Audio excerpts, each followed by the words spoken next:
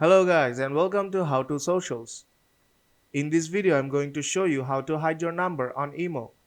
So let's start. First, open the Imo app.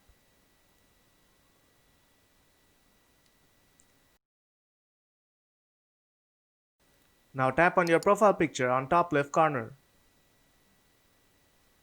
Then go to Settings. Now tap on Privacy. Here you will see Read Receipts. Tap on that. You will see that on my phone it is set on Contacts. Now I'll select Nobody. When you are selecting Nobody, no one on Imo will ever be able to see your phone number.